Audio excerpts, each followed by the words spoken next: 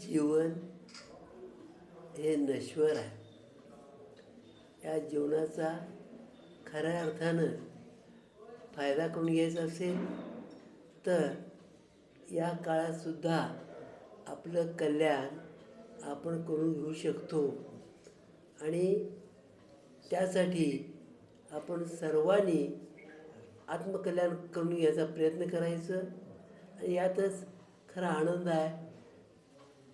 हाँ महाराज, ऐसा ही है. आज के समय में ज्ञान प्राप्त